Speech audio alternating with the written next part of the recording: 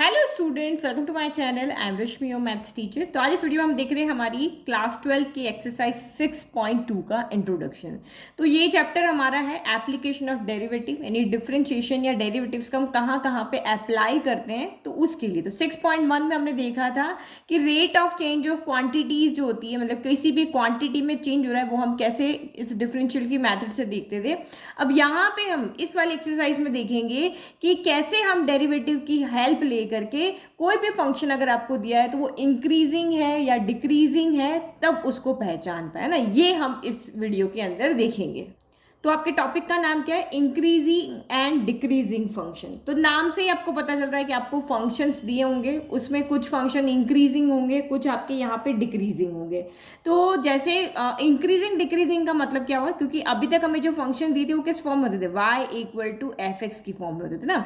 x आपका independent होता था, y आपका यहाँ पे डिपेंडेंट वेरिएबल होता था, और ये x इंडिपेंडेंट वेरिएबल होता था। तो ऐसे फंक्शन में हम क्या करते थे? x की वैल्यू पुट करते रहते थे और हमें इस तरह से y की वैल्यू क्या मिलती रहती थी ना। हम इस तरह से सॉल्व करते थे। कोई भी, जैसे y इक्वल टू आपका 2x कोई फंक्शन है ना, या y इक्वल टू आपका एक्स स्क्वायर कोई फंक्शन है, तो आप x की जगह वैल्यू पुट करते रहो, y की वैल्यू यहाँ पे फाइंड आती रहेगी ना। तो आप कैसे देखोगे कि ये फंक्शन आपका इंक्रीजिंग है या आपका डिक्रीजिंग है? क्योंकि ये सारा जो फंक्शन है वो हमारा x एंड y पे डिपेंड करता है। मेनली क्या डिपेंड करता है? x पे। x की वैल्यू पुट करते रहो, y की वैल्यू वहां पे आती रहती थी। यही हमारा वहां पे काम था। तो देखो, जैसे मैं यहाँ पे कोई एक फंक्शन लेती हूँ, जैसे मैंने लिया y इक्वल टू 2x। अब हमें देखना है कि ये फंक्शन इंक्रीजिंग फंक्शन है या डिक्रीजिंग। इंक्रीजिंग फंक्शन किसको कहते हैं? जब आप x की वैल्यू को पुट करो, जैसे जैसे x की वैल्यू बढ़ती रहे और y की वैल्यू भी साथ साथ में बढ़नी चाहिए ना। जैसे x की वैल्यू आप 1 रख रहे हो, 2 रख रहे हो, 3 रख रहे हो, 4 रख रहे हो, तो y की वैल्यू भी 1 2 3 4 पे बढ़नी चाहिए। 2 4 6 8 ऐसे बढ़नी चाहिए, कहीं पे कम नहीं होनी चाहिए ना। जैसे मैंने यहाँ पे एक फंक्शन लिया, अब देखो इसकी हम यहाँ पे टेबल बना लेते हैं। तो ये x है y, x की जगह पे मैं यहाँ पे सारी वैल्यू जो x लिखना वो ग्रेटर देन 0 लेती हूँ, लाइट की है ना। तो x इक्वल टू मैंने 1 रखा तो y कितना आ गया? 2 आ गया। x की जगह मैंने यहाँ पे 2 रखा तो y कितना आ गया? 2 2 जा 4 आ गया। x की जगह मैंने यहाँ पे 3 रखा तो y कितना आ गया? 3 2 जा 6 आ गया। अगर मैंने यहाँ पे x की जगह 4 रखा तो ये 4 2 जा 8 हो जाएगा, और अगर मैंने यहाँ पे 5 रखा तो ये आपका 10 हो जाएगा। तो आप यहाँ पे क्या देख रहे हो? अभी हम इसका ग्राफ बनाएंगे कि जैसे जैसे x की वैल्यू बढ़ रही है वैसे वैसे y की वैल्यू भी बढ़ रही है ना। 2 आ रही है, फिर 4, फिर 6, फिर 8, फिर 10, तो ऐसे ऐसे वैल्यू भी यहाँ पे y की बढ़ रही है। तो इस टेबल से हम यहाँ पे क्या आइडिया लगा रहे हैं कि जब x बढ़ रहा है तो यहाँ पे हमारा y भी बढ़ रहा है। तो इस तरह के फंक्शंस को हम यहाँ पे क्या कहते हैं? इंक्रीजिंग। अभी हम सिर्फ समझ रहे हैं इंक्रीजिंग फंक्शन डिक्रीजिंग फंक्शन क्या होते हैं। तो जब इन पॉइंट्स को आप ग्राफ में प्लॉट करोगे तो हमें इस तरह से एक बढ़ता हुआ ग्राफ दिखेगा। यहां से स्टार्ट करेंगे और ऊपर जा रहा है, ऊपर जा रहा है, ऊपर जा रहा है, ऊपर जा रहा है। जैसे जैसे हम इधर इधर बढ़ते जा रहे हैं, यहाँ y की वैल्यू भी कहाँ जा रही है? ऊपर जाती है। जैसे यहाँ आ गए, फिर आप इस पॉइंट पे आए तो यहाँ x भी बढ़ रहा है और y भी बढ़ रहा है। फिर इस पॉइंट पे आओ, x भी बढ़ रहा है, y भी बढ़ रहा है। तो ये फंक्शन आपका यहाँ पर क्या है? Increasing function. और जब भी आप किसी ग्राफ को देखोगे ना, तो ग्राफ हमेशा आप यहाँ पे लेफ्ट टू क्या देखते हो? राइट देखते हो ना। अब कुछ बच्चे यहाँ पे कहेंगे कि मैम अगर मैं इधर से देखूँ तो ये तो फंक्शन आपका डाउन जा रहा है, लेकिन ग्राफ हम हमेशा लेफ्ट टू राइट में ही देखते हैं। तो ऐसे फंक्शन है ना, अब इंक्रीजिंग डिक्रीजिंग की बात कर रहे हैं, तो ऐसे फंक्शन जहां पर हमेशा x की वैल्यू बढ़ने पर y की वैल्यू बढ़ेगी ही बढ़ेगी। ऐसा कोई पॉइंट आपको नहीं मिलेगा जहां पे आपको यहाँ पे वैल्यू घटती हुई दिखेगी ना। 1 के बाद आपने चाहे 1.5 रख दिया या 2.5 दिया, ये ग्राफ की वैल्यू बढ़ती ही जाएगी ना।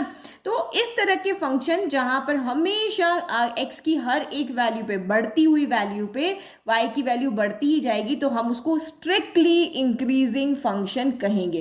क्योंकि इस ग्राफ में या इस वाले फंक्शन में हमें ऐसा कोई पॉइंट यहाँ पे नहीं मिलेगा जहां पर हमें ग्राफ क्या दिखेगा, या तो वो एक जैसा चलता हुआ दिखेगा या फिर कम होता हुआ दिखेगा। जैसे ये बढ़ रहा है, बढ़ रहा है, फिर आपका यहाँ पे क्या हो गया? ये कम हो गया तो ये नीचे चला गया, फिर आपका बढ़ रहा है, बढ़ रहा है, फिर इस तरह से। तो इस तरह से हमें कहीं पर भी कोई आपका कांस्टेंट हो गया तो इस तरह से स्ट्रेट हो जाएगा। तो ऐसा ग्राफ हमें यहाँ कहीं नहीं मिलेगा, हमेशा बढ़ता हुआ ही मिलेगा। तो इस तरह के ग्राफ को जहां पे x भी बढ़ रहा है और y भी बढ़ रहा है, उसको हम यहाँ पे स्ट्रिक्टली इंक्रीजिंग फंक्शन कहते हैं। इस तरह के फंक्शन को हम क्या कहते हैं? Strictly increasing functions.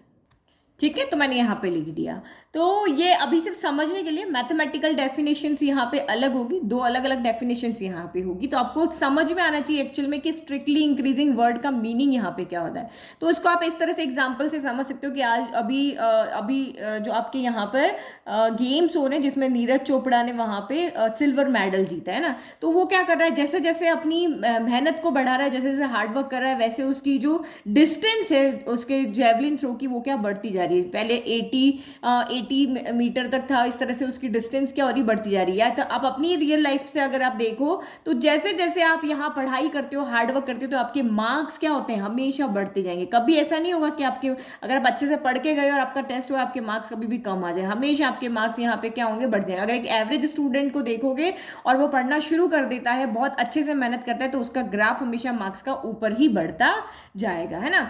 अब दूसरी कंडीशन यहाँ पे ये है कि x तो हमारा बढ़ रहा है लेकिन y नहीं बढ़ रहा है, y हमारा क्या हो रहा है, घटता जा रहा है ना, तो उसको हम कहते हैं डिक्रीजिंग फंक्शन, है ना। जब आपका x भी बढ़े और y भी बढ़े तो इंक्रीजिंग फंक्शन है। तो दूसरा डिक्रीजिंग में क्या होगा भाई, x तो मेरा बढ़ रहा है लेकिन y मेरा यहाँ पे नहीं बढ़ रहा। आप कोई बिजनेस है जिसमें आप सामान का प्रोडक्शन तो बहुत ज्यादा कर रहे हो लेकिन आपकी उतनी सेल नहीं हो रही, सेल आपकी दिन ब दिन डाउन होती जा रही। जैसे मैगी के साथ हुआ था एक इंसिडेंट कि उनका प्रोडक्शन तो बराबर चल रहा था लेकिन सब ने उस मैगी को किसी उसके मसाले की वजह से फेंक दिया था, तो बस उसकी वजह कि उसकी सेलिंग बिल्कुल यहाँ पे कम हो गई थी, कम कम कम कम होती जा रही थी। तो उस तरीके से ये आपका क्या कहलाता है, डिक्रीजिंग फंक्शन। तो ये भी हम एक एग्जाम्पल से समझते हैं।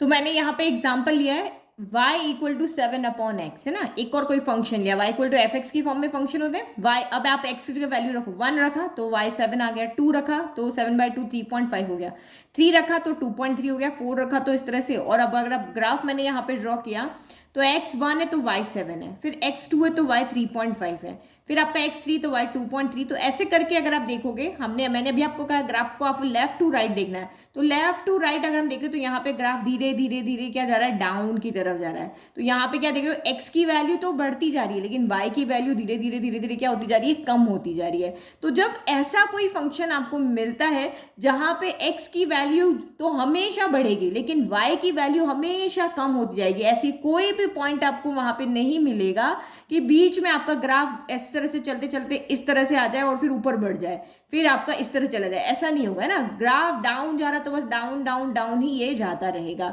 तो इस तरह के ग्राफ या इस तरह के फंक्शन जो होते हैं उसको हम स्ट्रिक्टली डिक्रीजिंग फंक्शन बोलते हैं, जहां पर x तो आपका बढ़ता जाएगा लेकिन y आपका हमेशा क्या होगा, कम होता जाएगा। ठीक है, तो अब आपके दिमाग में आ रहा होगा कि क्या मैम ये दो ही तरह के फंक्शन होते हैं या दो ही ग्राफ होते हैं कि भाई या तो ग्राफ बढ़ेगा ही या फिर आपका ग्राफ घटेगा ही। बट रियल लाइफ में ऐसा नहीं होता है। रियल लाइफ में क्या होता है, कभी अगर आप कोई बिजनेस भी कर रहा है तो उसके लाइफ में उतार चढ़ाव चलते रहते हैं। कभी उसका बिजनेस बहुत अच्छा चलेगा, कभी उसके यहाँ पे लॉस भी होगा, फिर उसका अच्छे से ऊपर चलेगा, फिर एक कांस्टेंट चलेगा कि भाई हमेशा एक महीने में अगर 1 लाख कमा रहा है तो 3-4 महीने तक उसने उतना ही कमाया।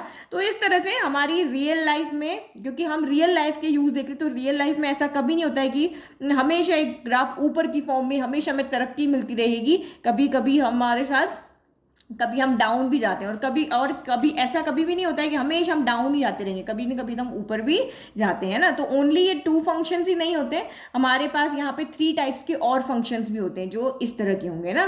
तो अभी उनके बारे में पढ़ेंगे, जिसको जैसे ये स्ट्रिक्टली इंक्रीजिंग फंक्शन है तो वो होगा इंक्रीजिंग फंक्शन, है ना। और ये स्ट्रिक्टली डिक्रीजिंग फंक्शन है तो चौथा नंबर का फंक्शन होगा हमारा ओनली डिक्रीजिंग फंक्शन। तो वो कैसे फंक्शन होंगे अब वो देख लेते हैं। तो यहाँ पे देखो, हमने स्ट्रिक्टली इंक्रीजिंग फंक्शन में से यहाँ से स्ट्रिक्टली वर्ड हटा दिया। स्ट्रिक्टली मतलब तो आपको जैसे कमांड देते हैं टीचर, ये स्ट्रिक्टली आपको कल लेकर ही आना है काम, मतलब आपको करना ही करना है ना।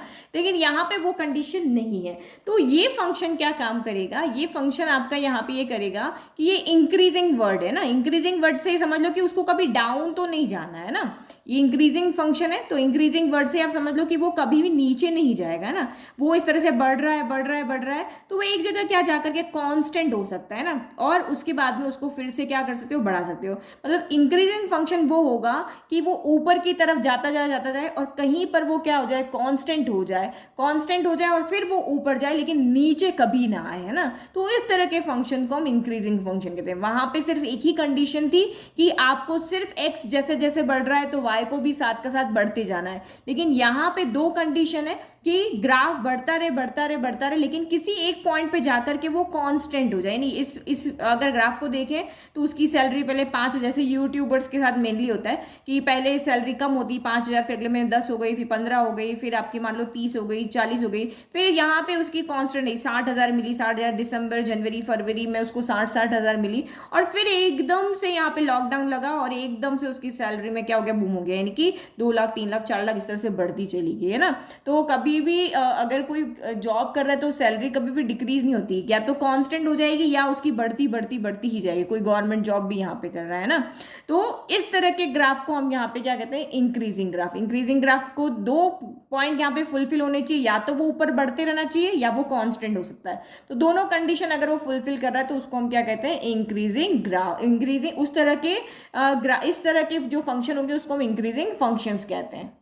तो ये वाला जो ग्राफ है हमारा टेढ़ा मेढ़ा कैसे भी चल सकता है, बस जैसे हमारी वो चलती है ना कि चूहे जिनको हम बोलते हैं, बस टेढ़ा मेढ़ा जैसे भी चलता रहना है, लेकिन ऊपर की तरफ ही बढ़ते जाना है, नीचे की तरफ नहीं आना है। तो ये एरो ऊपर की तरफ दे दिया, ठीक है। अब डिक्रीजिंग फंक्शन में क्या होगा, वो नीचे की तरफ आएगा, कांस्टेंट हो सकता है लेकिन उसको हमेशा नीचे की तरफ ही चलते जाना है, ठीक है। वो हमारा हो जाएगा फंक्शन डिक्रीजिंग फंक्शन।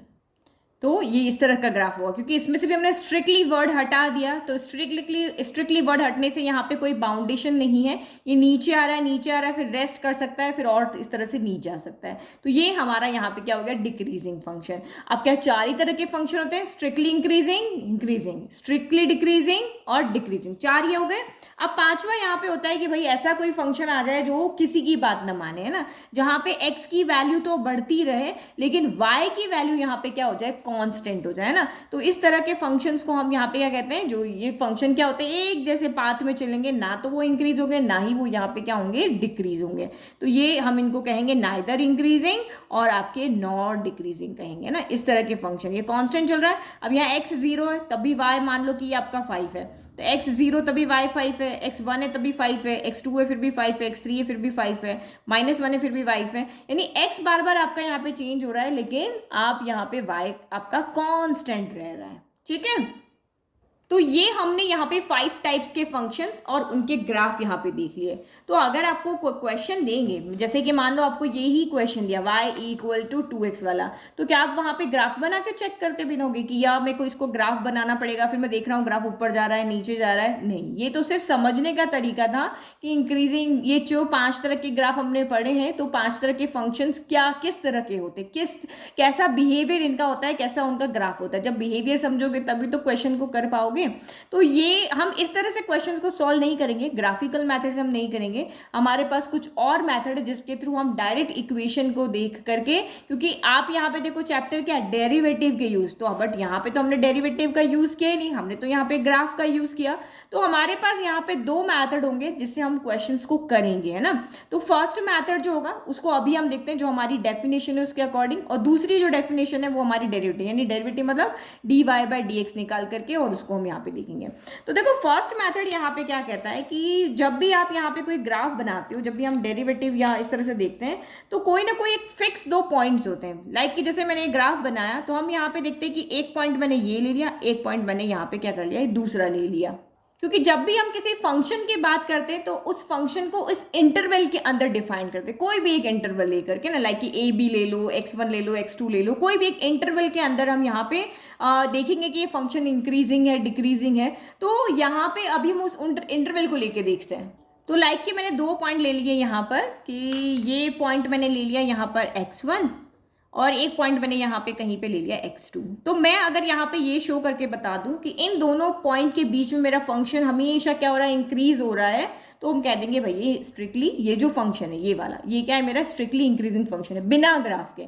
तो हम बिना ग्राफ के कैसे करेंगे, अभी ये मुझे फंक्शन दे दिया और आपको कहे कि आप शो करो कि ये स्ट्रिक्टली इंक्रीजिंग फंक्शन है, तो आप यहाँ पे क्या करोगे, तो देखो पहले यहाँ समझ लोगे तो यहाँ अप्लाई करना ईजी हो जाएगा। तो हम ऐसे कोई 2 पॉइंट लेंगे, जैसे आपको यहाँ पे कहा कि x जो है वो आपका ग्रेटर देन 0 है ना, तो r पॉजिटिव, सारे रियल नंबर से आपका आ रहा है। तो हम यहाँ पे कोई भी 2 नंबर इस रियल नंबर में से उठाएंगे, एक को हम x1 कहेंगे, दूसरे को हम क्या कहेंगे, x2 कहेंगे।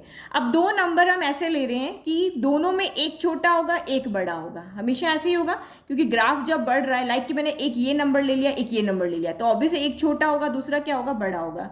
तो मैं यहाँ पे रख रही हूँ कंडीशन, है ना, कि मैंने यहाँ पे कोई भी x1 x2 ऐसे लिए जो कि मेरे इस इंटरवल में से आ रहे हैं, या फिर मेरे मान लेते कि अभी हमारे r प्लस में से आ रहे हैं, ठीक है। तो इस से या x1 x2 के बीच में भी आप कोई पॉइंट यहाँ पे ले सकते हो ना, कोई भी दो पॉइंट यहाँ पे ले सकते हो, हमारे पास इतने सारे हैं। तो मैंने यहाँ पे लिया कि मेरा जो x1 है वो छोटा है x2 से, x1 क्या है, छोटा है x2 से। तो अगर मैंने यहाँ पे ये शो करके बता दिया, ये x1 x2 कहाँ से आ रहे हैं, मेरे r प्लस में से आ रहे हैं या किसी इंटरवल में से आ रहे हैं ना, तो अगर मैंने यहाँ पे ये शो करके दिखा गया कि x1 से रिलेटेड जो फंक्शन है वो भी अगर छोटा है मेरा f(x2) से, अगर मैंने ये शो करके दिखा दिया तो भाई कह देंगे कि ये फंक्शन मेरा स्ट्रिक्टली इंक्रीजिंग है। क्यों? क्योंकि आप यहाँ पे देखो ये वैल्यू क्या है, ये लाइक मैंने 1 ले लिए, 2, ये 3, ये 4, ये 5, ये 6 ले ली, सेम यहाँ 1 2 3 4 5 6 7 8 ले लिए, है ना। अब ये x1 वाला पॉइंट यहाँ पे क्या है, लाइक कि मैंने 1 रखा तो 1 के साथ 2 आ रहा था, ये 1, 2 है ना। तो ये मेरा यहाँ पे क्या है, x है, और ये मेरा यहाँ पे fx कह दो या y कह दो, है ना। तो ये मेरा यहाँ पे fx ले लेती हूँ, मैं fx1 कर देती हूँ, ठीक है। ये x1 ये fx1 है, और ये वाला मैं यहाँ पे कोई और पॉइंट ले लेती हूँ, लाइक कि ये वाला, ये 7 तो नहीं 8 कर देते इसको ना, 8 पॉइंट आ रहा था, 8 के साथ 4 आ रहा था, तो मैं मान लेती हूँ ये वाला पॉइंट है। तो ये x2 मेरा 8 है, और 8 के 4 है, और 4 के साथ मेरा इधर वाला कौन सा आ रहा है, 8 आ रहा है ना। तो ये मेरा x2 है, और ये मेरा यहाँ पे क्या है, fx2, क्योंकि फंक्शन हमारा fx की फॉर्म में ले रहे हैं। तो आप यहाँ पे देखो मेरा 1 छोटा है 4 से, ये 1 जो है x1 छोटा है x2 से, तो 1 छोटा है 4 से।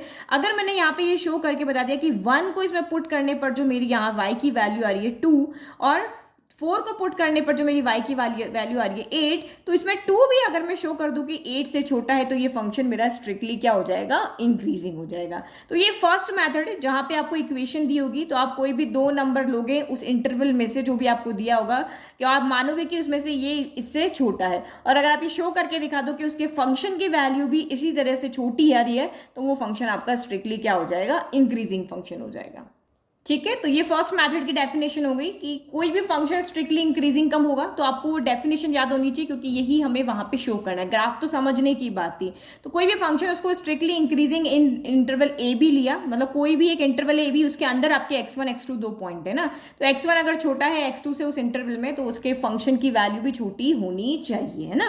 अब स्ट्रिक्टली डिक्रीजिंग में क्या होगा, तो स्ट्रिक्टली डिक्रीजिंग में आपको अभी मैंने कहा था कि x1 यहाँ पे क्या है, बढ़ रहा है, x इसमें भी बढ़ रहा है, इसमें बढ़ रहा है, ये कंफ्यूजन मत क्रिएट करना ना, x इसमें भी हमेशा बढ़ रहा है और x इसमें भी बढ़ रहा है, लेकिन इसमें y क्या हो रहा है, कम हो रहा है। तो देखो अब यही मेरा एक ग्राफ है, अब इसी के ऊपर मैं कोई भी दो, ये ए बी इंटरवल के बीच में बना है, मान लो कि ये ए बी इंटरवल के बीच में बना हुआ है। अब इसके बीच में मैंने कोई भी यहाँ पे क्या कर लिए, 2 पॉइंट ले लिए, तो जो पास वाला पॉइंट है उसको x1 ले लिया, जो दूर वाला पॉइंट है उसको x2 ले लिया। तो मैंने ऐसे 2 पॉइंट लिए कि ये मैंने मेरा x1 ले लिया, ये मैंने मेरा यहाँ पे x2 ले लिया। तो मैंने लिया कि x1 लेस देन होना चाहिए x2 से, है ना। बट आप यहाँ पे क्या देख रहे हो कि इसकी फंक्शन क्या है, f ऑफ x1 है ना, और इसके फंक्शन की वैल्यू क्या है, लाइक कि मैंने x1 1 रखा, तो आप यहाँ पे x के 1 रख के इसी तरह से सॉल्व करते हो ना, तो fx1 आएगा, फिर आपका यहाँ पे इसका fx2 हो गया। तो आप इन दोनों में से देखो कौन बड़ा है, fx1 बड़ा है या fx आपका 2 बड़ा है। तो fx1 आपका यहाँ पे क्या आ रहा है, बड़ा आ रहा है ना। तो ये देखो उल्टा हो गया, यहाँ पे क्या हो रहा है कि अगर x1 छोटा है x2 से, तो उसके फंक्शन की वैल्यू भी f ऑफ x1 भी f ऑफ x2 से क्या होनी चाहिए, छोटी होनी चाहिए। लेकिन यहाँ पे अगर हम देख रहे हैं तो क्या कह रहे हैं, मेरा x1 छोटा है x2 से, लेकिन फंक्शन की वैल्यू जो है f ऑफ x1 की f ऑफ x2 से क्या आ रही है, बड़ी आ रही है। तो अगर ये कंडीशन फुलफिल होती है, तो इसका मतलब मेरा फंक्शन क्या है, यहाँ पे डिक्रीजिंग फंक्शन है। कि आपने x1 x2 तो ऐसे लिए कि भाई ये छोटा है और ये बड़ा है, यहाँ पे लाइक कि मैंने 1 लिया, ये मैंने यहाँ पे 4 लिया, तो ये मेरा x1 है, ये मेरा x2 है, लेकिन इससे रिलेटेड फंक्शन की वैल्यू ये आपकी 7 आ रही है, और इससे रिलेटेड फंक्शन की वैल्यू 1.7 आ रही है। तो f ऑफ x1 यहाँ पे क्या आ रहा है, बड़ा आ रहा है f ऑफ x2 से। तो ऐसी कंडीशन जब आपको वहां मिलती है, तो आप कहोगे कि ये मेरा डिक्रीजिंग फंक्शन है। तो ये हमारी डेफिनेशन है ना, x1 छोटा है x2 से, बट fx1 आपका fx2 से बड़ा है, तो आप कहोगे कि ये फंक्शन स्ट्रिक्टली डिक्रीजिंग फंक्शन है। ओके, चलो फिर नेक्स्ट हमारा यहाँ पे क्या था, इंक्रीजिंग फंक्शन। कहाँ पे आप फंक्शन को इंक्रीजिंग कहोगे, तो वही दो आप कोई भी यहाँ पे क्या कर लोगे, 2 पॉइंट यहाँ पे लो, वही x1 x2 लेंगे। जैसे ए बी इंटरवल है, जैसे ये मेरा ए बी इंटरवल है, अब इसमें मैंने कोई भी एक पॉइंट यहाँ पे ये x1 ले लिया और यहाँ पे x2 ले लिया। तो आप यहाँ आपको पता ही है, ये आपका अगर यहाँ पे 3 है, तो ये वाला पॉइंट यहाँ पे क्या होगा, 6 7 होगा। तो x1 छोटा होगा यहाँ पर भी x2 से ना, तो यहाँ पर भी हम लेंगे x1 छोटा है आपका यहाँ पे x2 से। लेकिन फंक्शन क्या हो रहा है, फंक्शन यहाँ पे बढ़ रहा है। f ऑफ x1 और f ऑफ x2 में अगर आप यहाँ पे देखोगे तो f ऑफ x1 भी छोटा होगा f ऑफ x2 से, क्योंकि यहाँ पे अगर आप कोई वैल्यू देखोगे तो ये यहाँ आएगी, ऑब्वियस से बड़ी आएगी। यहाँ पे कोई वैल्यू देखोगे यहाँ आएगी, तो ये f ऑफ x2 आपका यहाँ मिलेगा, ये f ऑफ x1 आपको यहाँ मिलेगा। तो ये 1 2 3 समथिंग कुछ होगा या 4 समथिंग होगा, और ये आपका 8 समथिंग होगा। तो इंक्रीजिंग फंक्शन में आपको यही मिलेगा, f ऑफ x1 आपको छोटा मिलेगा f ऑफ x2 से। लेकिन यहां देखो ये ग्राफ एक जैसा यहाँ पे चल रहा है, तो x यहाँ पे भले मेरा बढ़ रहा है, लेकिन y यहाँ पे क्या है, कांस्टेंट है ना। तो ये आपका यहाँ पे ये कंडीशन और यहाँ पे इंक्लूड होगी। x चाहे मेरा यहाँ पे 5 हो गया हो, 4 हो गया, 4.5 हो गया, या फिर आपका 5 हो गया, 5.5 हो गया, लेकिन y बिल्कुल एक कांस्टेंट, जो भी यहाँ नंबर होगा, लाइक कि 4 है तो 4 4 4 ही चल रहा होगा ना। तो इसमें एक कंडीशन और इंक्लूड यहाँ पे हो जाएगी कि f(x1) इक्वल टू आपका यहाँ पे क्या हो जाएगा, f(x2) हो जाएगा। तो इंक्रीजिंग फंक्शन के अंदर दो कंडीशंस हो जाती है कि x1 अगर लेस देन है x2 से, कोई भी दो पॉइंट अगर आपने ऐसे लिए जिसमें एक छोटा है दूसरे से, तो दो चीजें वहां पे मिल सकती है कि या तो f of x1 f of x2 से छोटा होगा, या फिर आपका f of x1 f of x2 के यहाँ पे क्या होगा, इक्वल होगा। तो ये दोनों कंडीशन को जब हम मिला के लिखते हैं तो हम इस तरह से लिखते हैं कि यहाँ पे f of x1 less than equal to होगा f ऑफ x2 के। तो इस तरह का जो भी फंक्शन अगर हमें मिलता है तो हम कहेंगे कि वो फंक्शन आपका क्या है, इंक्रीजिंग फंक्शन है, क्योंकि यहाँ पे थोड़ी देर यहाँ पे कॉन्स्टेंट चला ना, तो कॉन्स्टेंट के लिए ये वाली कंडीशन आपकी वहां पे आ गई।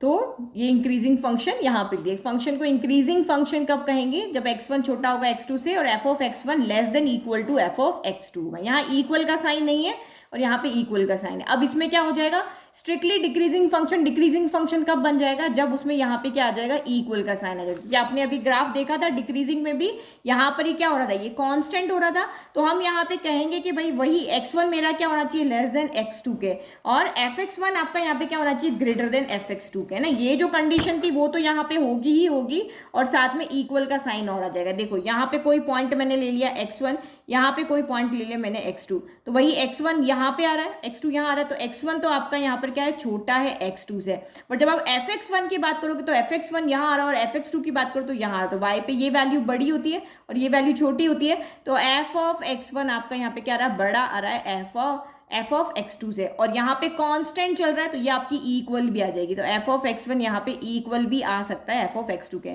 तो बस इन दोनों को हम यहाँ पे मिला के क्या लिख देंगे, f of x1 is greater than equal to f of x2 हो गया। ठीक है, तो ये डिक्रीजिंग फंक्शन की कंडीशन है, आपको बस ये कंडीशन सारी याद रखनी है। तो ये हमने यहाँ पे लिख दिया कि डिक्रीजिंग के लिए ये दो पॉइंट्स आपको यहाँ पे याद है। अब नाइदर इंक्रीजिंग नॉर डिक्रीजिंग, तो ये आपको पता ही है, जहाँ पे आपका क्या चल रहा है, कांस्टेंट चल रहा है। कांस्टेंट चल रहा है तो आप यहाँ पे क्या करोगे, for all x belongs to a b, ये आपका इंटरवल है ना a b, for all x belongs to a b के लिए आपका f(x) किसके इक्वल है, c मतलब एक कांस्टेंट वैल्यू के इक्वल हो जाएगा, ना ग्रेटर होगा ना इक्वल होगा, एक कांस्टेंट के बस यहाँ पे इक्वल हो जाएगा। तो ना हम इसमें x1 x2 ग्रेटर देन ऐसा कुछ नहीं देखेंगे, सिंपल लिखेंगे यहाँ पे for all x belongs to A B के लिए आपका f(x) क्या हो जाएगा, यहाँ पर कांस्टेंट हो जाएगा। तब हम कह देंगे कि ये ना तो इंक्रीजिंग फंक्शन है ना ही ये डिक्रीजिंग फंक्शन है। तो ये हमारा फर्स्ट मेथड है जिससे हम यहाँ पे क्वेश्चंस को सॉल्व करेंगे, और एक और मेथड है जिसको हम यहाँ पे डेरिवेटिव मेथड कहेंगे, यानी dy/dx हम यहाँ पे निकालेंगे। तो यहाँ पे देखो तो अगर आपके माइंड में ये आ रहा हो कि हमारा जो फर्स्ट डेरिवेटिव है, जो हम यहाँ पे डेरिवेटिव यहाँ मेथड लगाएंगे, तो वो हमें कैसे बताएगा कि फंक्शन इंक्रीजिंग है या डिक्रीजिंग है। तो मैंने आपको फर्स्ट जो हमारा 6.1 का इंट्रोडक्शन था, मैंने आपको वहाँ पे बताया था कि अगर dy/dx आपका पॉजिटिव यहाँ पे आ रहा है, या दो तरह की चीज आ रही थी, या तो dy/dx कहीं पे पॉजिटिव आ रहा था, यहाँ कहीं पे नेगेटिव आ रहा था, तो वहां तो हम रेट ऑफ चेंज की बात कर रहे थे। लेकिन dy/dx को हम दो नाम से जानते हैं, एक हम कहते हैं इसको रेट ऑफ चेंज, चाहे वो चेंज किसी में भी हो, क्लाइमेट में हो या आपके पैसे में हो या किसी क्वांटिटी में हो, और दूसरा नाम इसको हम यहाँ पे स्लोप ऑफ टेंजेंट भी कहते हैं। क्या कहते हैं उसको, स्लोप ऑफ टेंजेंट। ये मैंने आपको 5th चैप्टर के अंदर बहुत अच्छे से समझाया था कि ये जो यहाँ किसी आप यहाँ ग्राफ के ऊपर यहाँ पर्टिकुलर कोई भी पॉइंट यहाँ पे ले लो, तो ये जो स्लोप ऑफ टेंजेंट होता है यही हमारा यहाँ पे क्या होता है, dy/dx होता है। तो हमारा D Y by D X positive कब आ रहा था? मैंने आपको बताया था D Y by D X positive होगा, नेगेटिव होगा। तो D Y by D X positive जब आता है जब एक्स भी बढ़ रहा हो वाई भी बढ़ रहा हो, यानी हमारा ग्राफ इस तरह से ग्रो कर रहा हो, जैसे हमारा बिजनेस ग्रो कर रहा हो ना, वैसे अगर हमारा ग्राफ नीचे से ऊपर की तरफ जाता है तो D Y by D X आपका पॉजिटिव आता है। लेकिन अगर किसी का ग्राफ इस तरह से, किसी का बिजनेस डाउन जा रहा है तो उसका ग्राफ इस तरह से ऊपर से क्या आता है, नीचे। जैसे जो बच्चे पढ़ते नहीं, उनके मार्क्स कम होते जाते हैं तो उनका स्कोर डाउन होता जाता है। तो यहाँ पे अगर आप किसी पॉइंट पे उसका डिफरेंशिएशन करोगे तो यहाँ पे आपका D Y by D X क्या आएगा, नेगेटिव आएगा ना। ये दो चीज यहाँ पे आपको समझने की। तो D Y by D X positive है, मतलब आपका ग्राफ यहाँ पे क्या हो रहा है, इंक्रीज हो रहा है। इंक्रीज हो रहा है मतलब नीचे से ऊपर की तरफ यहाँ पे जा रहा है। तो ये D Y by D X आपका क्या होता है, फर्स्ट डेरिवेटिव होता है। तो हम फर्स्ट डेरिवेटिव, किसी भी फंक्शन का फर्स्ट डेरिवेटिव हम यहाँ पे निकाल के, और ये पांचों चीजें हम देख सकते हैं कि ये इंक्रीजिंग है, डिक्रीजिंग है, ये सबसे सिंपल मैथड होगा। आपको ये फंक्शन दिया है, इतना देखने की कोई x1 x2 fx1 fx2 लेने की जरूरत नहीं है। सीधा आपको फंक्शन यहाँ पे दिया y इक्वल टू 2x, आप इसका डिफरेंशिएशन करो, क्या हो रहा है, D Y by D X equal to 2 D by D X of x हो गया। तो D by D X of x तो 1 होता है, तो D Y by D X यहाँ पे कितना आ गया, 2 आ गया। तो अब आप यहाँ पे x की चाहे जो मर्जी वैल्यू इसके अंदर रख दो, ये हमेशा एक कॉन्स्टेंट की तरह यहाँ पे बिहेव कर रहा है। और ये यहाँ पे हर x ग्रेटर देन 0 के लिए, यानी कि जितने भी रियल नंबर अगर आप यहाँ पे देख लो, पुट कर लो, ये इसकी value D Y by D X हमेशा क्या रहेगा, यहाँ से पॉजिटिव ही मिलने वाला है। सारे जो x आपके रियल नंबर से बिलोंग कर रहे हैं उसके लिए D Y by D X आपका पॉजिटिव रहने वाला। तो इसका मतलब ये स्ट्रिक्टली इंक्रीजिंग फंक्शन है आपका, ठीक है। तो ये इस तरह से हम क्वेश्चन देखेंगे। एक मेथड आपका ये हो गया, दूसरा ये हो गया। तो अब ये डेरिवेटिव वाली डेफिनेशन और देख लेते हैं, जो कि हमारी बुक में थ्योरम नंबर 1 में दी हुई है। तो ये हमारी थ्योरम 1 है, जिसमें हमने बस वही चीजें हैं, इसको थोड़ा सा ध्यान रखना। देखो, let F be a function, जिनसे हम क्वेश्चन सॉल्व करेंगे। अभी एक एग्जांपल देखेंगे ताकि आपको पूरा आइडिया हो जाएगा। Let F be a function which is continuous. अब उस फंक्शन को यहाँ पे क्या होना चाहिए, इंक्रीजिंग डिक्रीजिंग दिखाने से पहले हमें शो करना पड़ेगा कि ये फंक्शन जो है वो क्लोज इंटरवल में क्या है, आपका कॉन्टिन्यूस होना चाहिए, और ओपन इंटरवल में ये डिफरेंशिएबल होना चाहिए। अगर कोई फंक्शन इन दो कंडीशन को फुलफिल करता है तो आप उसका डिफरेंशिएशन कर सकते हो। तो अगर आपने लाइक कि y इक्वल टू 2x मेरा फंक्शन था, मैंने इसका डिफरेंशिएशन किया और इसकी वैल्यू अगर ग्रेटर देन 0 आ रही है तो आप लिख दोगे कि ये स्ट्रिक्टली इंक्रीजिंग फंक्शन है। अगर इसकी value greater than equal to 0 आ रही है इस डिफरेंशिएशन की, इसका आपने डिफरेंशिएशन किया ना, D Y by D X equal to आपका 2 आ रहा है, तो ये 2 ग्रेटर देन 0, तो ये स्ट्रिक्टली इंक्रीजिंग हो गया। अगर ये फंक्शन आपका ग्रेटर देन भी है और इक्वल भी आ रहा है 0 के, तो ये आप कहोगे कि ये फंक्शन स्ट्रिक्टली इंक्रीजिंग नहीं है, ये ओनली इंक्रीजिंग है ना। ओनली इंक्रीजिंग में क्या होगा, ऊपर भी जाएगा, थोड़ा कांस्टेंट भी चलेगा, फिर ऊपर जाएगा। फिर F dash x less than 0 आ रहा है, ओनली सारे नंबर ऐसे आ रहे हैं, यहाँ वैल्यू करोगे वो लेस देन 0 ही है, तो ये स्ट्रिक्टली डिक्रीजिंग फंक्शन है। बट कहीं पे आपने डिफरेंशिएशन किया और देखा कि F dash x less than 0 भी है और इक्वल 0 भी है, ठीक है। दोनों में से यहाँ पे इस वाली कंडीशन को फुलफिल कर रहा है। देखो, ओनली ये कंडीशन होगी तो ये आपका क्या होगा, इंक्रीजिंग डिक्रीजिंग भी होगा और स्ट्रिक्टली डिक्रीजिंग भी होगा। लेकिन अगर इक्वल 0 आ जाता है तो आपका वो क्या है, ओनली डिक्रीजिंग, वो स्ट्रिक्टली नहीं है। देखो, डिक्रीजिंग के लिए आपकी ओनली ये कंडीशन भी होगी ना, तब भी आप उसको डिक्रीजिंग बोलोगे, लेकिन स्ट्रिक्टली डिक्रीजिंग के लिए ये कंडीशन यहाँ पे फुलफिल होनी चाहिए। अभी क्वेश्चन आएंगे तब और देखना। और अगर आपका एफ डैश एक्स क्या हो जाता है, 0 आ जाता है ना, एफ डैश एक्स निकाला और वो 0 आ जाता है, तो उसको कहोगे कि ये फंक्शन आपका क्या है, यहाँ पे कांस्टेंट फंक्शन है। अब एक चीज जो मैं यहाँ समझा रही थी, देखो, स्ट्रिक्टली इंक्रीजिंग और इंक्रीजिंग। स्ट्रिक्टली इंक्रीजिंग में आपको क्या बताना है, एफ डैश एक्स क्या है, ग्रेटर देन 0, और यहाँ पे क्या शो करना है, F dash x greater than 0 हो, या फिर आपका एफ डैश एक्स यहाँ पे क्या हो, इक्वल 0 हो। यही बात कर रहे थे ना, यहाँ पे देखो इक्वल 0 हो। तो देखो, कोई फंक्शन अगर F dash x greater than 0 अगर आ रहा है तो वो स्ट्रिक्टली इंक्रीजिंग भी है और इंक्रीजिंग भी है, दोनों बात को फुलफिल कर रहा है, क्योंकि इसके पास तो दो कंडीशन है ना, ये होगी तब भी, क्योंकि दोनों के बीच में और लगा हुआ है ना, ये होगी तब भी इंक्रीजिंग है, ये होगी तब भी इंक्रीजिंग है। लेकिन अगर कोई फंक्शन ये दोनों आ रहा है कि वो ग्रेटर देन 0 भी और इक्वल 0 भी है, तो हम फिर वहां पे नहीं कह सकते कि ये फंक्शन स्ट्रिक्टली इंक्रीजिंग है। तो हर एक इंक्रीजिंग फंक्शन जो होगा यहाँ पे स्ट्रिक्ट इंक्रीजिंग नहीं हो सकता है ना। तो ये बात यहाँ पे सेम आपका यहाँ डिक्रीजिंग में भी यही होगा, सेम वाली बात है। अब एक एग्जाम्पल देखते हैं। तो एग्जाम्पल नंबर 7 देखो, show that the function given by f x equal to 7x-3 is increasing on R. हमें ये फंक्शन शो करना है कि ये आपका क्या एक इंक्रीजिंग फंक्शन है। तो हम हमारा मेथड 1 लेते, तो मेथड 1 में यहाँ पे क्या था, इंक्रीजिंग शो करना है। मेथड 1 हमें यहाँ पे क्या कह रहा था कि कोई भी 2 पॉइंट इस रियल नंबर में से उठा लो, x1 x2। अगर आपने x1 छोटा लिया है यहाँ पे x2 से, और अगर यहाँ पे आप शो कर दो कि fx1 भी मेरा छोटा है fx2 से, तो ये आपका इंक्रीजिंग फंक्शन हो जाएगा, है ना। तो बस वही हम लेते हैं, लेट x1 एंड x2, ठीक है। तो let x1 and x2 be any two numbers in R, और सच दैट हमने ऐसे लिए कि x1 छोटा लिया है x2 से। तो ये हमें कैसे शो करना है, तो ये x1 जो है वो आप सीधा यहाँ पे रख दो, तो ये 7x1-3 हो जाएगा, और x2 यहाँ पे रख दो, 7x2-3 हो जाएगा। लेकिन हम शो कैसे करें कि x1 रखने पर ये इधर वाला छोटा होगा और इधर वाला बड़ा होगा, है ना। तो धीरे धीरे स्टेप बाय स्टेप चलना है। तो ये x के मल्टीप्लाई में कौन है, 7 है। हमने x के मल्टीप्लाई में यहाँ पे 7 देख रहे हैं, तो आपको यहाँ पे दोनों साइड में क्या करना है, 7 से मल्टीप्लाई करना है। तो मल्टीप्लाइंग बोथ साइड बाय 7। तो देखो अगर कोई नंबर लाइक मैं 2<3 लेके चलती हूँ, अगर मैंने इधर भी 7 से मल्टीप्लाई कर दिया, इधर भी 7 से मल्टीप्लाई कर दिया, तो क्या बीच वाले साइन पे कोई इफेक्ट आएगा, नहीं आएगा। ये 14 है, ये आपका 21 है, 14 इज लेस देन 21। तो इसका मतलब 7x1 और इधर मैंने 7 से मल्टीप्लाई कर दिया, फिर भी मेरे बीच वाला साइन इसी तरीके से रहेगा कि 7x1 लेस देन होगा 7x2 से।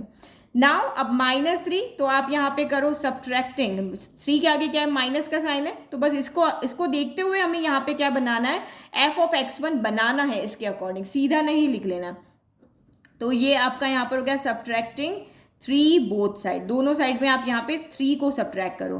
तो देखो मैं यहाँ पे 14 - 3 करूँ और 21 - 3 करूँ, ये 11 हो गया, और ये आपका यहाँ पर 18 हो गया, है ना। तब भी कोई साइन पे फर्क नहीं पड़ा, ये साइन जो था अभी भी ट्रू ही आ रहा है। यहाँ भी ट्रू था, हमने 7 का मल्टीप्लाई किया अभी भी ट्रू है, और हमने -3 किया अभी भी ट्रू है। तो सेम यहाँ पर भी ट्रू रहेगा, 7x1 - 3 is less than 7x2 - 3। तो इसका मतलब ये कितना हो गया आपका, यहाँ हमने शो कर दिया कि ये f(x1) लेस देन है यहाँ पे f(x2) के। तो अगर किन्हीं 2 नंबर के लिए ट्रू हो गया, तो रियल नंबर में जितने भी नंबर्स हैं उन सब के लिए आपका ट्रू हो जाएगा।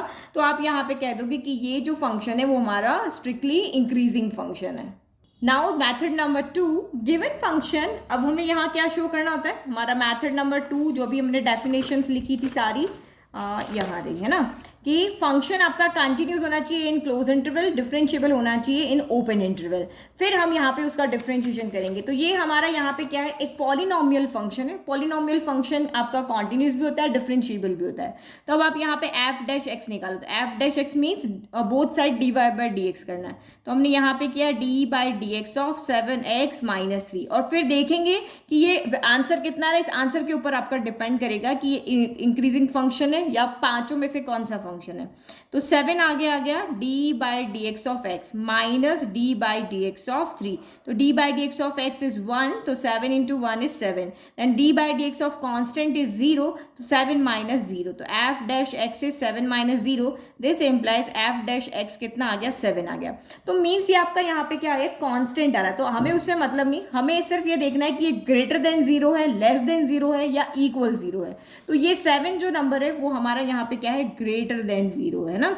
ओनली आपका यहाँ पे क्या आ रहा है, ग्रेटर देन 0, ना इक्वल कहीं पे कुछ नहीं आ रहा। तो ग्रेटर देन 0 को मीन्स यहाँ पे क्या हो गया, ये हमारी फर्स्ट वाली डेफिनेशन को फुलफिल कर रहा है कि if f' is greater than 0 then the function is strictly increasing function. तो बस यहाँ पे फाइनल आंसर लिख दो कि here f' is greater than 0, so it is strictly increasing function on which, on R, क्योंकि रियल नंबर पे हमें ये क्वेश्चन पूछा था।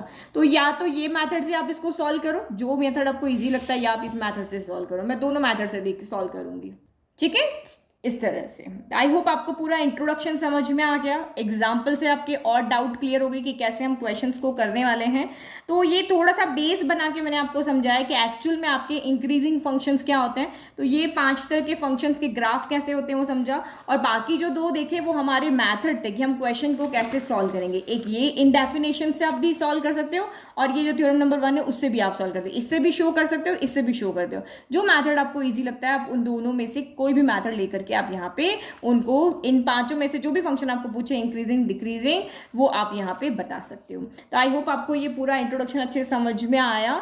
और नोट्स का लिंक डिस्क्रिप्शन में दिया है, वहाँ से आप फ्री में नोट्स को डाउनलोड कर सकते हो। Thank you.